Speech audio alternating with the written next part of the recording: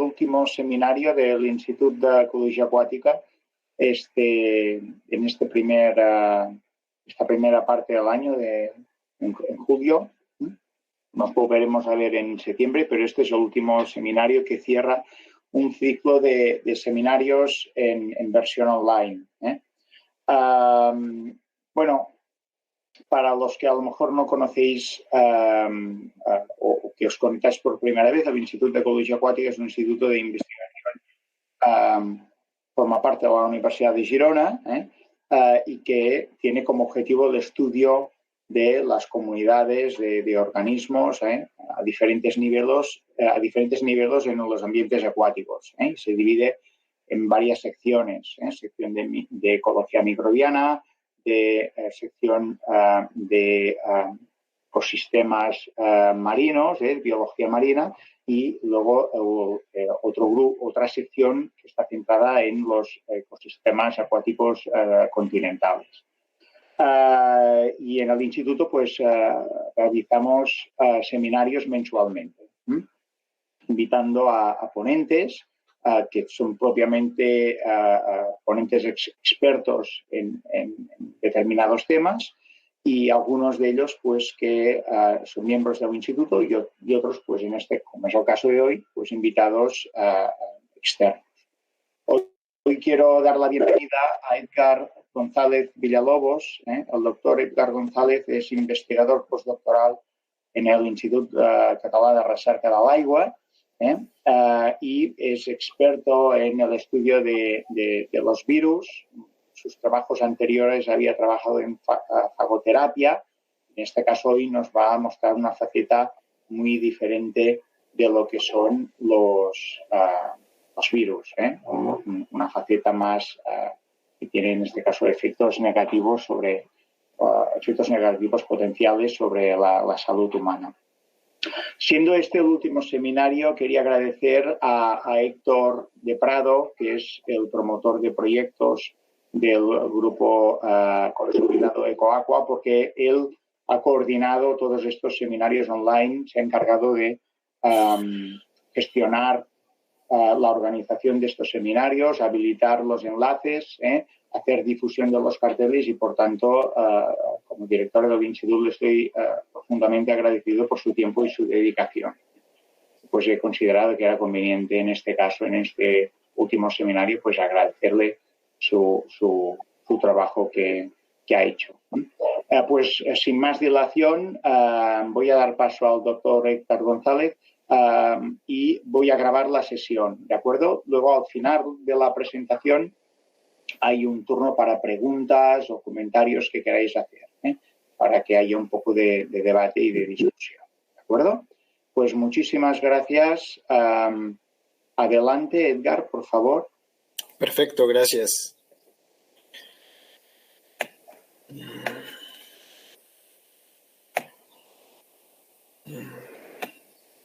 Un segundo.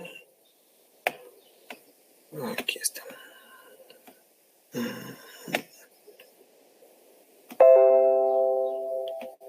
Listo, ya se observa, ¿verdad? La presentación. Sí. Perfecto. Bueno, vamos a comenzar con esta charla, la cual pues lleva por título Bacteriófagos aliados o enemigos en la resistencia a los antibióticos. De manera general, vamos a dividir esta charla en algunos temas. Estos serían la resistencia a los antibióticos, la consecuencia de la multidrogoresistencia, qué son los bacteriófagos, cómo se relacionan estos con la resistencia, y miraremos un par de historias, una en aquella donde los bacteriófagos son considerados como aliados, y vamos a ver esta contraparte donde estos mismos entes podrían comportarse de una manera totalmente diferente. Bueno, para comenzar, pues vamos a definir lo que sería la resistencia a los antibióticos. La resistencia a los antibióticos o a los antimicrobianos podemos entenderla como la evasión que tienen algunos microorganismos frente a ese efecto letal que de manera normal estas moléculas tendrían sobre ellos. Esta resistencia puede ser clasificada en dos categorías. Una resistencia de tipo intrínseco, la cual es inherente a las características bacterianas. Un ejemplo de ellos sería la resistencia que poseen las bacterias gram negativas frente a algunos glucopéptidos, gracias a la impermeabilidad de la membrana externa que estos tienen. Y por otro lado, podemos hablar de lo que sería la resistencia adquirida.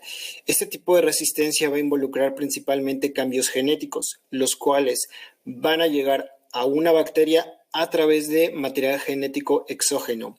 Es aquí donde juega un papel muy importante algunos mecanismos de transferencia de material genético que más adelante podremos abordar. De este lado, del lado izquierdo, mostramos una línea del tiempo en la cual datan los años en los cuales los antibióticos han sido introducidos al uso clínico, y del lado izquierdo se puede observar el año en el cual se han detectado por primeras ocasiones la resistencia frente a este tipo de antibióticos. Si analizamos de manera detenida este gráfico, podemos observar que prácticamente desde la introducción de los antibióticos hacia el uso clínico, a los pocos años se seleccionan o surgen estas especies resistentes a los antibióticos.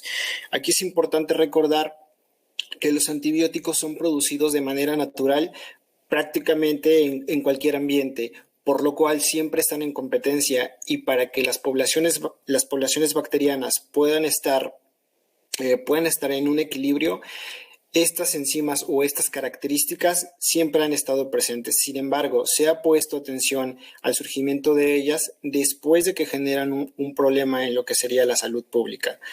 Actualmente se estima que 700,000 personas mueren cada año por una infección relacionada a la multiresistencia, y se estima que en el año 2050 aproximadamente 10 millones de personas morirán por año, de tal modo que en el año 2017 la Organización Mundial de la Salud ha lanzado un comunicado ubicando a las especies que presentan más resistencia en 3 categorías, en categorías críticas, altas y medianas, entre las cuales podemos ubicar diferentes tipos de microorganismos.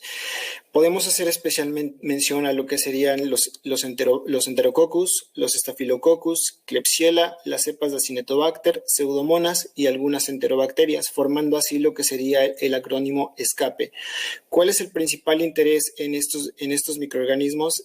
Ese interés radica en que estos, por lo general, se encuentran en cualquier ambiente y tienen una facilidad para producir infecciones en los humanos.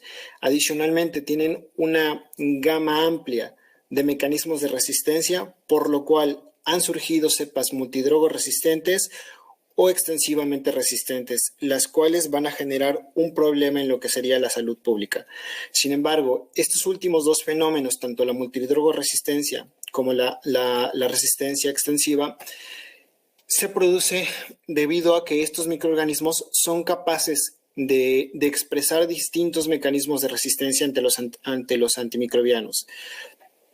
Podemos ubicar o podemos identificar 3 principales mecanismos de resistencia, entre los cuales serían la inactivación de los antimicrobianos, el cual es el más común. Aquí tenemos 2 tipos, uno que se encarga de romper totalmente la molécula del antibiótico, como lo que serían las beta-lactamasas. Una vez que se rompen estos antibióticos, estos permanecen inactivos, ya que no pueden llevar a cabo su función normal. Por otro lado, tenemos aquellas enzimas que son capaces de modificar únicamente el antibiótico, de tal modo que la afinidad se va a perder por completo. Tenemos otra estrategia que sería la modificación de los sitios blanco. En este caso podemos hacer mención de las mutaciones de las proteínas de unión a las penicilinas, que son muy características de Staphylococcus resistente a meticilina, de tal modo que estas nuevas PBPs que son producidas tienen una afinidad muy baja frente al antibiótico, permitiendo que éste soporte grandes cantidades del mismo. Existen aquellos que van a hacer un cambio estérico en algunas moléculas importantes para lo que sería la producción de proteínas, como en el caso de la metilación del RNA ribosomal, de tal modo que los aminoglucósidos no van a tener el efecto y no van a impedir la síntesis de proteínas. Tenemos otra estrategia que se fundamenta en lo que sería el cambio de precursores de otras estructuras más complejas, como en el caso del peptidoglicano, un simple cambio de una alanina a un lactato generaría que este cambio no sea reconocido de igual modo por las moléculas de los antibióticos.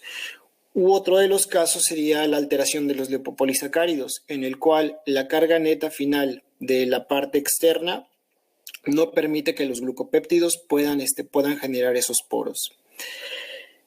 Otra de las estrategias sería reducir la acumulación del antibiótico en el interior de la bacteria, y esto se logra principalmente por una expresión disminuida en lo que serían las porinas, o en efecto cambios en los canales, de tal modo que aquellos antibióticos que son principalmente hidrofílicos, que son los que ingresan a través de estas porinas, permanecerán en concentraciones muy bajas al interior de la bacteria.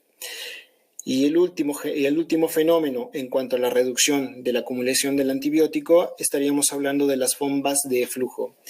Estas bombas de flujo dependen energéticamente y principalmente se encargan de lo que sería la expulsión de compuestos tóxicos de las bacterias.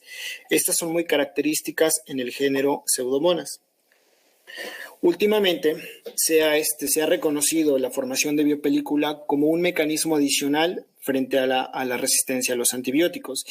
Esto es gracias a que las bacterias pueden adherirse a superficies ya sean inertes o superficies vivas, produciendo una capa de exopolisacáridos. Esta capa de exopolisacáridos los va a proteger de la penetración de los antibióticos. También aquí es importante considerar que cuando se forman estas biopelículas, los microorganismos que residen en ellas tienen un estado metabólico totalmente distinto, por lo cual, ya que la mayoría de los antibióticos actúan en procesos metabólicos claves para la replicación, si esta bacteria tiene un estado metabólico disminuido y no necesita el replicarse, el antibiótico, aunque esté en el interior de estos microorganismos, no va a ser efectivo.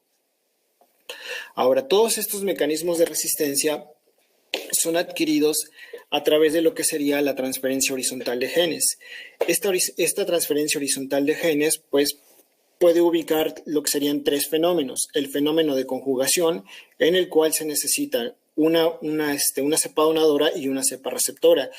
En este fenómeno se lleva a cabo un contacto muy estrecho a través de un pili, en donde un plásmido se replicará e ingresará a una nueva célula. Este plásmido podrá integrarse al cromosoma o podrá permanecer como DNA extracromosomal. Por otro lado, en la transducción, y es aquí donde vamos a poner un primer asterisco, esta hace referencia a la transferencia de material genético a través de la presencia de bacteriófagos.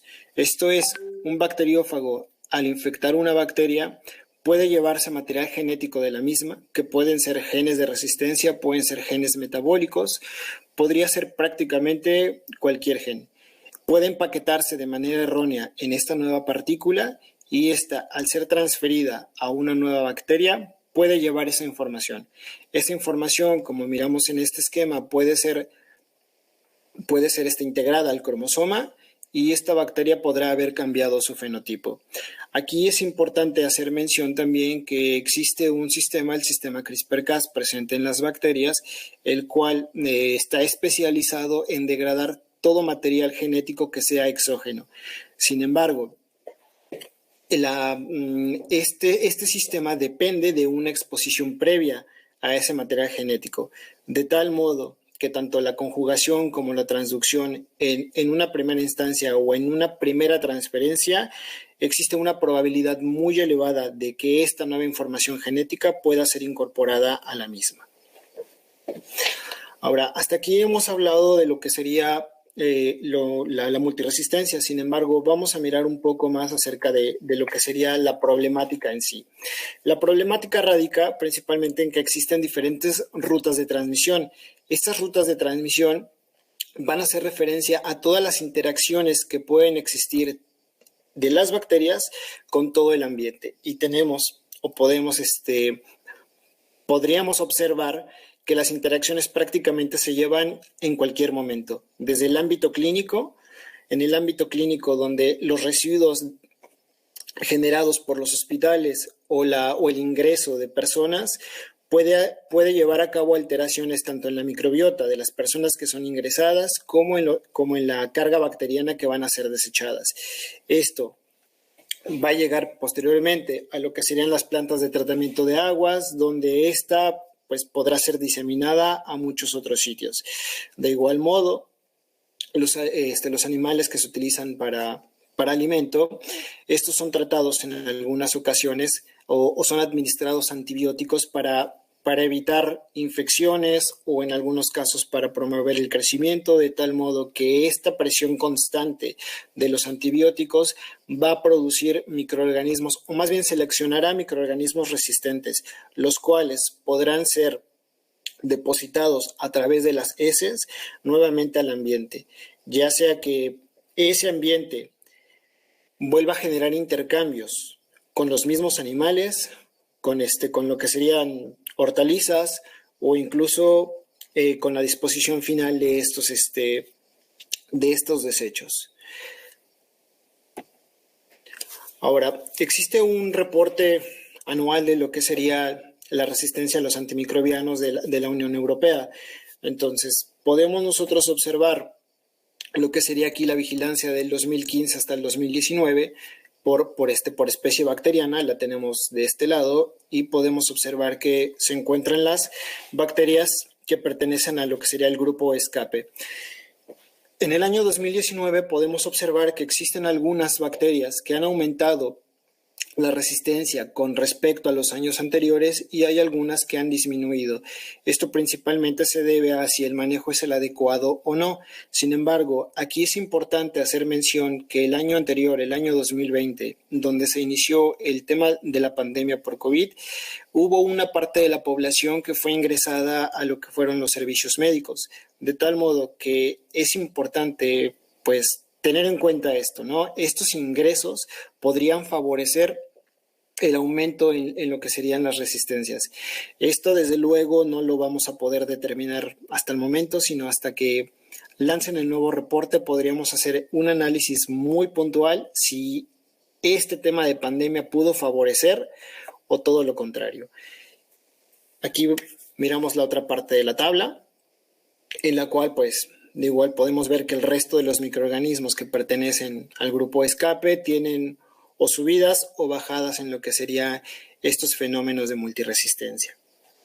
Ahora bien, mencionamos o habíamos hecho un pequeño asterisco en lo que fue la transducción. Bueno, esta transducción se lleva a cabo por lo que serían los bacteriófagos. Pero bueno, ¿qué son los bacteriófagos? Los bacteriófagos son las entidades biológicas más abundantes en el planeta y superan en número la cantidad de bacterias presentes. Suelen ser altamente específicos y están presentes en prácticamente cualquier sitio. Tienen una composición simple que está basada en lo que serían proteínas y material genético, y entre ellas podemos observar que existen distintas morfologías y distintos genomas. Tenemos desde genomas de DNA de cadena sencilla, DNA de doble cadena, y también los existen de RNA, que puede ser de cadena sencilla o cadena doble.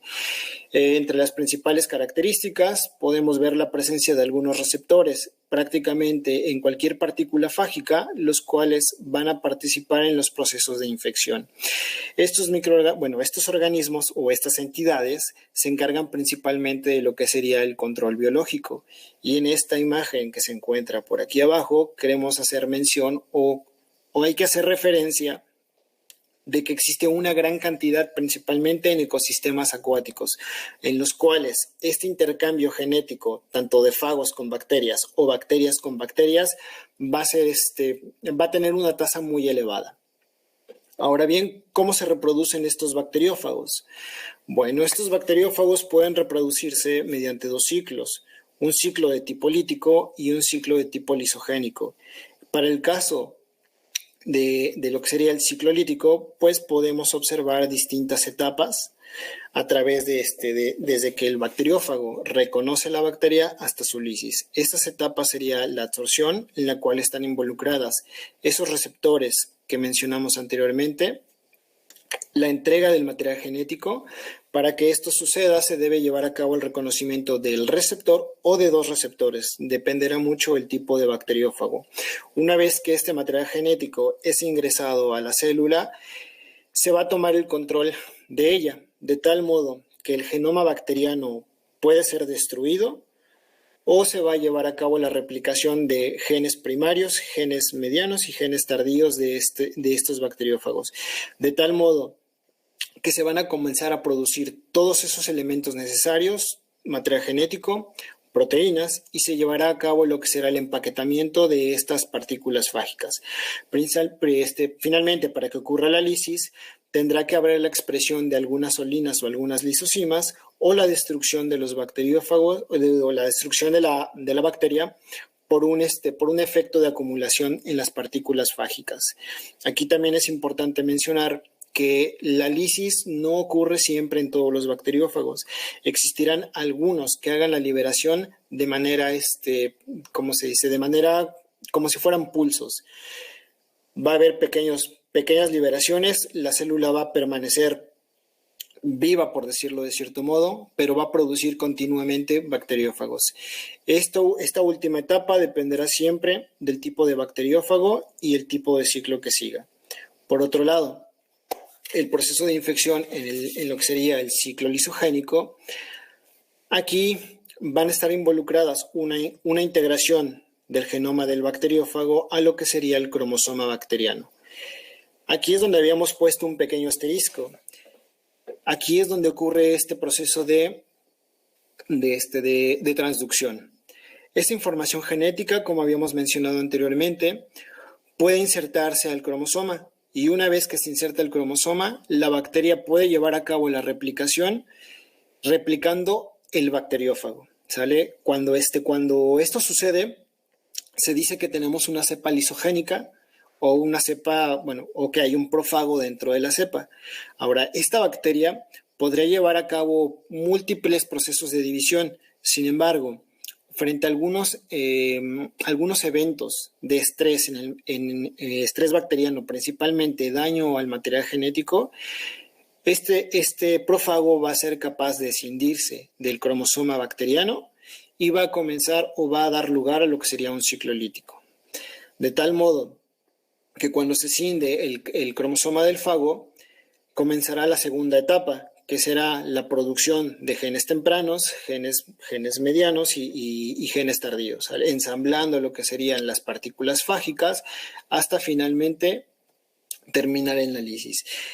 Este tipo de ciclo principalmente dependerá tanto del hospedero como del ambiente. Si hay un ambiente rico donde la bacteria tenga la capacidad de replicarse sin ningún problema, el fago principalmente preferirá este tipo de entornos, preferirá integrar este material genético, ya que la bacteria pues, puede asegurar de cierto modo la progenie del fago. Cuando esto cambia a estas condiciones de estrés, se generará el ciclo lítico para que éste vaya en búsqueda de cualquier otro microorganismo.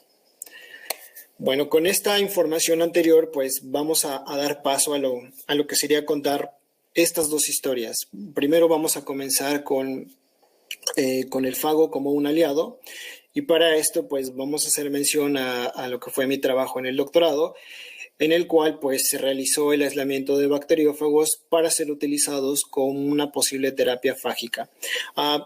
En este trabajo se contaron con 150 cepas de uropatógenas de Escherichia coli, multidrogos resistentes, y a estas se les realizó, se investigó la capacidad de la formación de biopelícula y su capacidad de adherencia en la línea celular HEP2. Una vez con estos datos, pues encontramos que la cantidad de cepas productoras de biopelícula fue del 32% del total de las cepas empleadas, mientras que la adherencia estuvo en un promedio de 55%. Una vez que se tenían estos datos, se llevó a cabo lo que fue el aislamiento de los bacteriófagos. Este se realizó a partir de muestras de aguas residuales. Se aislaron en total 13 bacteriófagos, pero con base en el espectro de lisis a estas 150 cepas y a un ciclo estrictamente lítico, se seleccionaron únicamente 3 fagos. A estos se les realizó o se investigó la caracterización morfológica y pudimos observar que teníamos un fago perteneciente a la familia Mioviridae y 2 fagos pertenecientes a la familia Sifoviridae.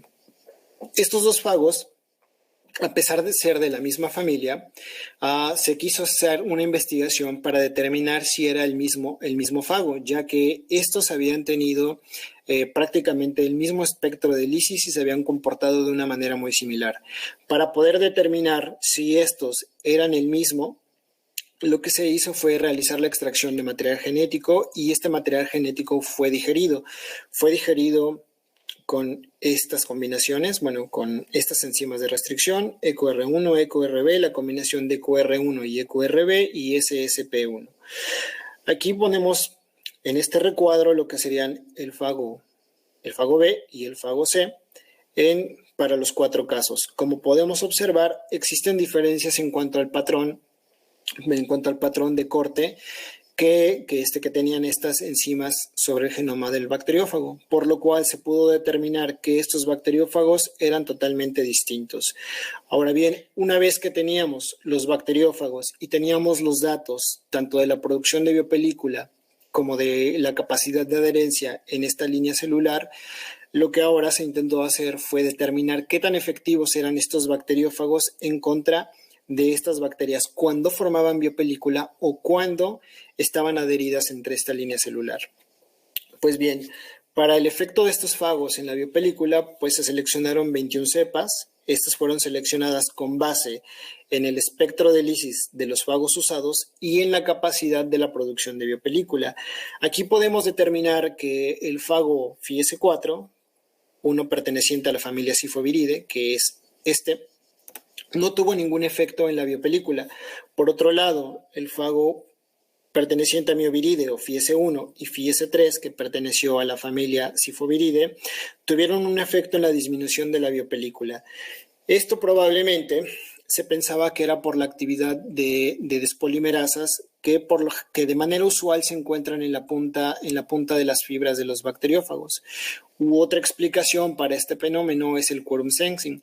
Aquí hay que recordar que el quorum sensing es ese mecanismo por el cual las bacterias llevan a cabo comunicaciones entre ellas y van sensando el ambiente, de tal modo que al existir un efecto adverso, como sería la presencia del bacteriófago, estas bacterias probablemente llevaron a cabo este tipo de comunicación disgregando esta biopelícula para que esta bacteria, al ser liberada, buscara otro sitio para poder colonizar.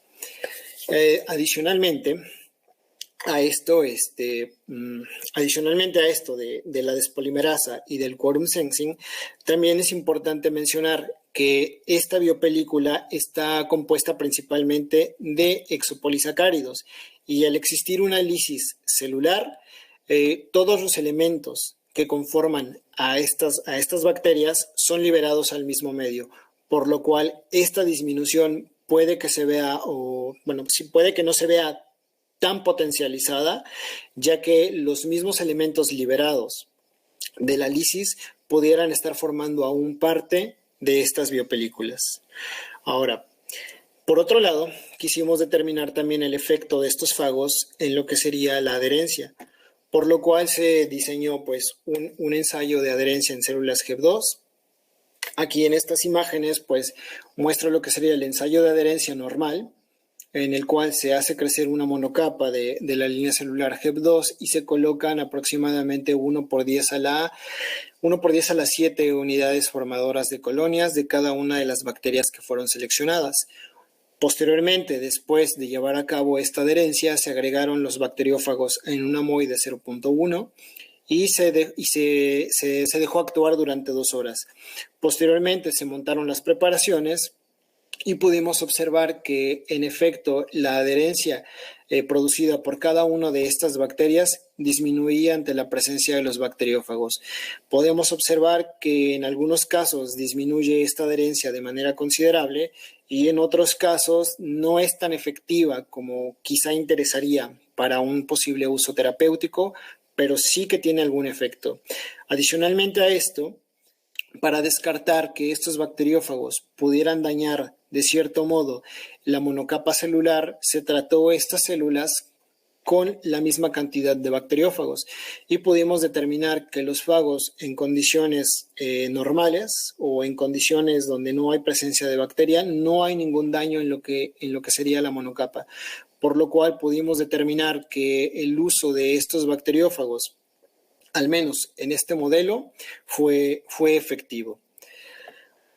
Esto lo corroboramos haciendo una cuantificación de la cantidad inicial del fago antes de las 2 horas y posterior a las 2 horas.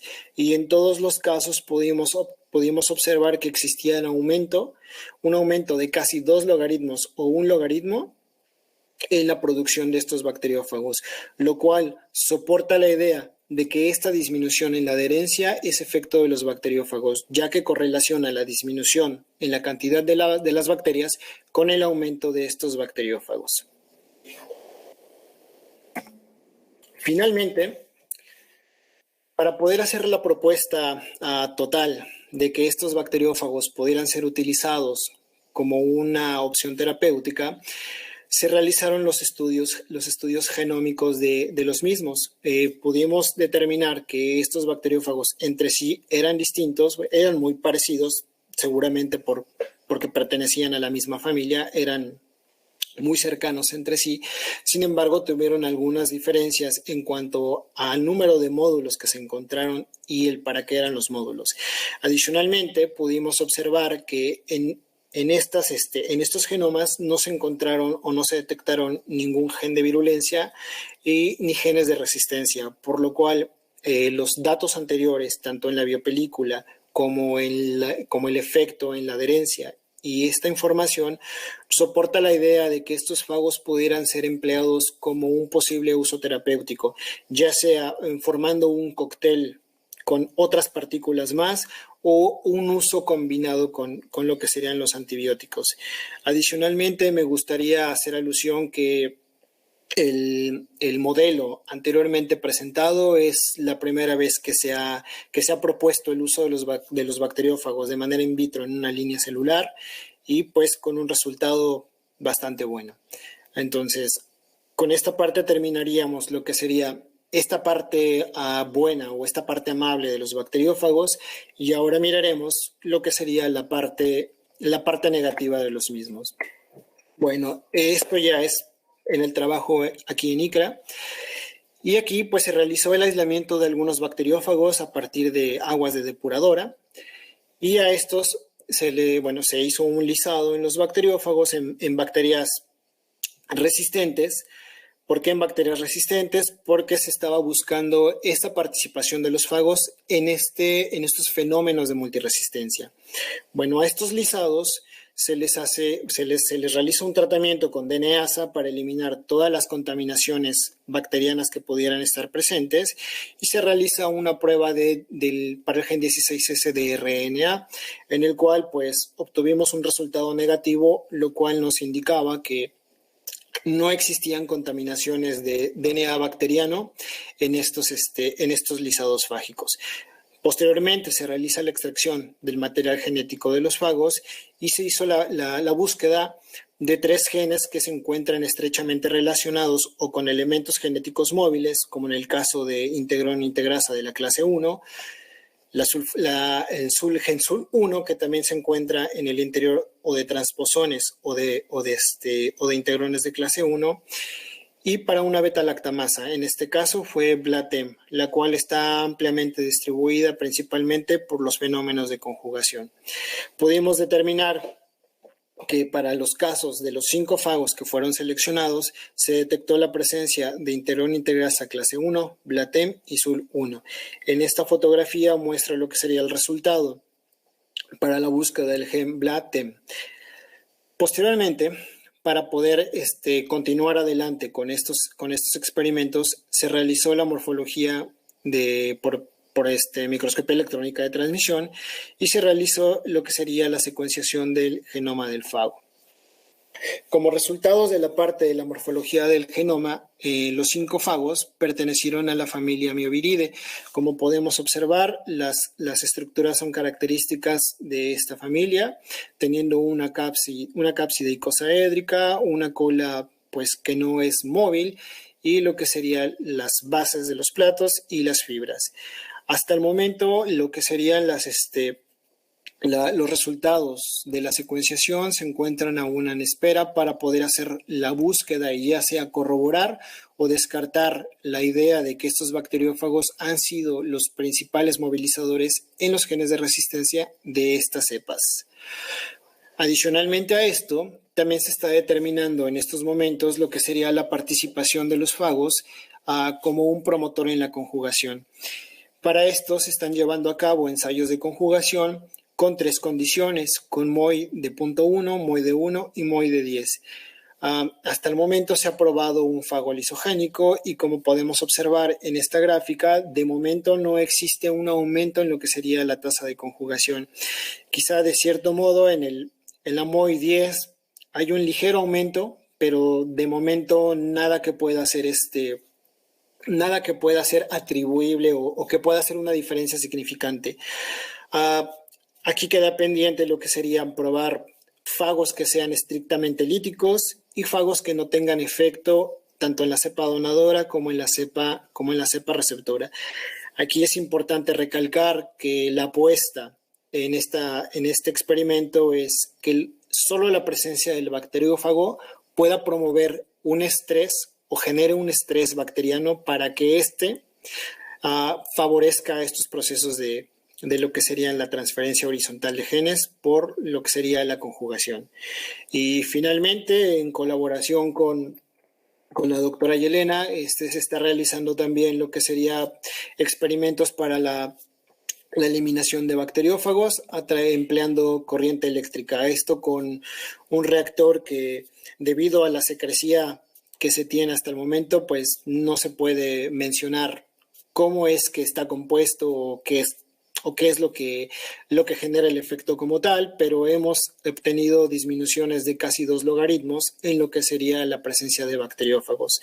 De tal modo que podemos observar aquí lo que serían 3 panoramas de lo que serían los bacteriófagos. Primero, bacteriófagos como lo que sería un posible uso terapéutico.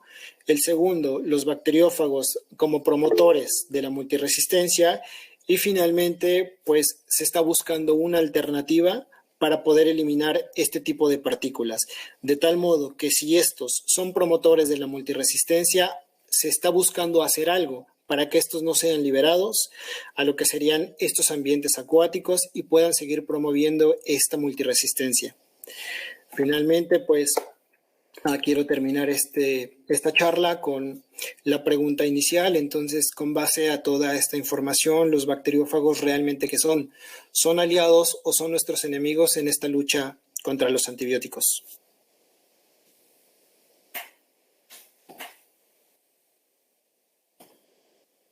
Muy bien, muchas gracias, Edgar. Gracias por tu presentación. Entonces abrimos ahora un turno de preguntas o comentarios que queráis hacer a Edgar. Si tenéis alguna duda, algún aspecto de la presentación que no os haya quedado clara o queréis comentar algún aspecto de su presentación. ¿Hay alguna pregunta? Sí, Helena, adelante. Tienes la palabra. Hola, gracias Edgar por la presentación. Bueno, yo he intentado seguir lo máximo que pude porque, bueno, no es mi campo, obviamente. Y quizás mi pregunta igual es un poco ridícula porque, bueno, la tenías en la última transparencia. Yo siempre he entendido que son enemigos, ¿no? Los fagos, porque por todos estos mecanismos de transducción, horizontal gene transfer, no sé qué. No he podido, hay partes que no he podido seguir, estoy en casa, tengo a mi hija enferma. ¿Me puedes explicar en breve cómo pueden ser aliados los fagos? Claro que sí. Bueno, para alguien que no tiene ni idea de microbiología, vamos a decir. Claro. Bueno, estos bacteriófagos, digamos que existen estos dos métodos que abordábamos a lo largo de la presentación, o la parte lisogénica, que sería como la parte mala, o una parte estrictamente lítica. Es como si pudiéramos decir que existen los fagos que pueden ser amigos de las bacterias y los fagos que pueden ser enemigos de las bacterias. Un tipo de estos fagos, los que suelen ser líticos, la posibilidad que puedan adquirir o transmitir estos genes de resistencia es prácticamente nula, porque están especializados en la producción, de tal modo que al eliminarlos o eliminar estas bacterias multiresistentes, no podrían ser acarreadores o llevar a cabo esta transferencia. Entonces, de este modo pudieran ser aliados. Ahora, adicionalmente, bueno, este es el panorama que presentamos aquí por cuestiones de tiempo también, pero estos mediante ingeniería genética podrían ser modificados de tal modo que únicamente lleven a cabo la lisis bacteriana, pero evitar que haya producción de progenie fágica.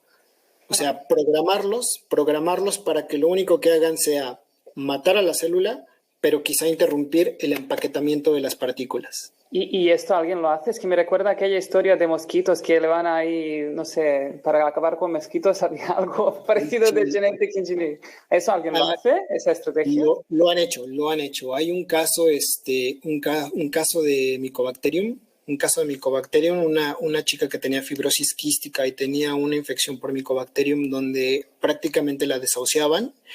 Y a través de un bacteriófago, bueno, de un cóctel de bacteriófagos y específicamente uno que fue modificado genéticamente, la chica pudo revertir esta enfermedad.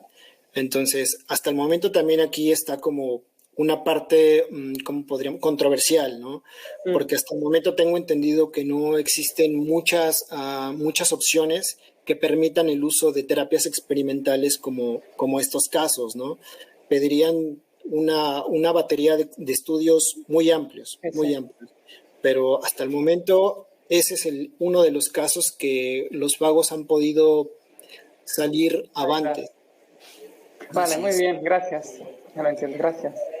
Hola, soy Dolores Baquer del Instituto de Ciencias del Mar. Yo tenía una pregunta siguiendo esto que estabais hablando y porque yo no desconozco bastante lo de fagoterapia, yo trabajo en virus marinos, pero hay una manera de eliminar estas bacterias utilizando los enzimas, las olinas que lisan estas bacterias. ¿Esto podía ser? Claro que sí. En lugar de utilizar fagos, utilizar directamente los enzimas. Claro que sí. Bueno, esta parte de lo que serán las olinas también ha sido propuesta en algunos casos. Sin embargo, aquí podríamos encontrarnos, digamos, que si es una infección, no sé, de tipo intestinal, estas olinas no serán tan específicas como un bacteriófago en sí. O sea, estas olinas podrían incluso ir, como podríamos decirlo, ir eliminando la microbiota asociada. Y quizá de este modo podríamos favorecer el surgimiento, por ejemplo, de una Clostridium difficile y tener todavía un problema mayor que del que queríamos atacar inicialmente. Entonces, estas olinas podría ser una alternativa, pero al menos no en la parte terapéutica. Quizá en la parte industrial, donde exista, no sé, algún conducto contaminado o algún conducto con una biopelícula para la producción de cierto producto, las olinas podrían ser una buena alternativa, ya que ahí no debería de haber ningún microorganismo y estas, al no ser específicas, nos garantizarían que no habría ningún microorganismo. Gracias y muchas gracias por tu conferencia. La he encontrado muy interesante. Muchas gracias.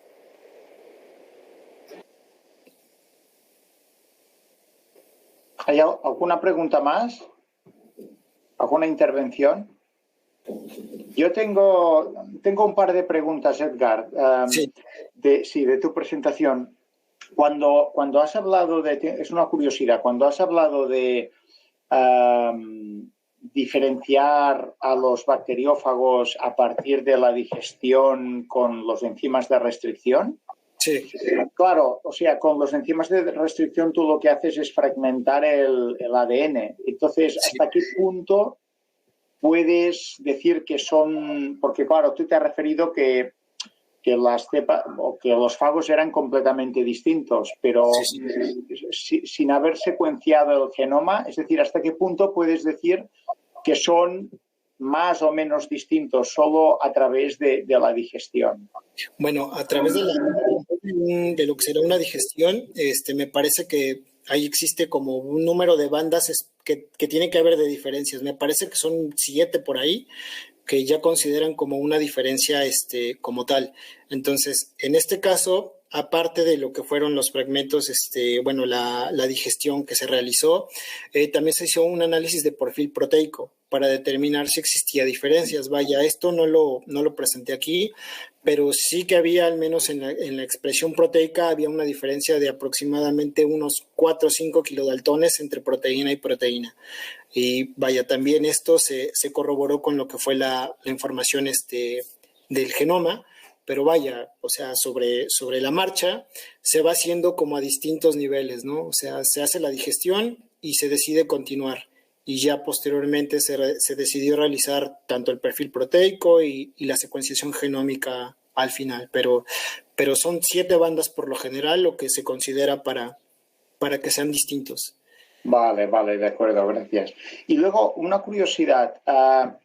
Claro, estos bacteriófagos son de tamaño muy pequeño. Entonces,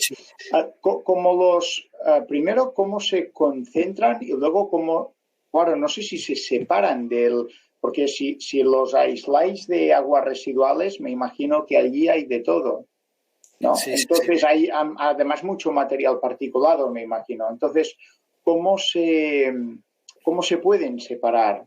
Tú has enseñado imágenes al microscopio electrónico que se veían así muy bonitos, ¿no? Los fagos ahí aislados, pero de obtener eso para no sé si la imagen se correspondía a los fagos aislados de un cultivo infectado, a lo mejor, ¿eh? Pero todo este proceso de aislamiento del material genético a partir de la muestra natural, ¿puedes describir un poco cómo lo hacéis? Ok, para tener lo que sería material genético de la muestra natural como tal, pues se tendría que hacer tanto la separación de la porción bacteriana de lo que sería la porción fágica. Y se tendría que trabajar con lo que sería la porción fágica, prácticamente con una cantidad de muestra un tanto grande para que se asegure la presencia de muchas partículas. Entonces, digamos, ahí sería una destrucción de la cápside y posteriormente una precipitación, pero tendría que irse como concentrando un volumen muy grande. Esta concentración puede hacerse por precipitación con polietilenglicol para que todas las partículas se concentren. Para trabajar de un volumen, no sé, me parece, qué sé yo, 500 mililitros, para que ese volumen se concentre en un volumen de 10, de 5 mililitros y poder hacer una precipitación adecuada. Eso es cuando la muestra es ambiental e interesa pues la obtención del material genético sin favorecer algún bacteriófago en particular. Y es decir, solo con polietilenglicol, porque yo había leído hace tiempo artículos que utilizaban ultracentrifugación o no sé si también filtración tangencial. Entonces, para la parte, digamos, de lo que sería DNA de toda una porción fágica, polietilenglicol sería como lo más recomendable, porque no sabemos la proporción de cada uno de los fagos. El gradiente por cloruro de cesio, ese sería como más adecuado para lo que sería obtener partículas fágicas puras. De hecho, las imágenes que mostré de la microscopía en cuanto a los fagos que fueron usados para la fagoterapia, esas corresponden de la obtención por precipitación con cloruro de cesio, una ultracentrifugación, que también permite obtener un número elevado de partículas fágicas. Pero el detalle aquí es que, digamos, el emplear este tipo de técnicas favorecería una sola especie. Y para el caso de hacer un análisis metagenómico como tal, pues sería como directamente trabajar con toda la muestra. Entonces, yo creo que en estos casos, polietilenglicol sería lo más idóneo.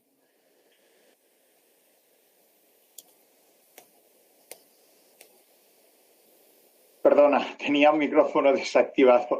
Muy bien, muchas gracias, Edgar. ¿Hay alguna pregunta más? ¿Algún comentario? ¿No? Bueno, pues si no hay más preguntas, lo dejamos aquí. Muchas gracias, Edgar, por tu seminario y gracias a todo el mundo por su asistencia y su interés. Muchas gracias por la invitación. A vosotros. Gracias. Adiós. Gracias. Gracias. Gracias, Edgar. Adiós.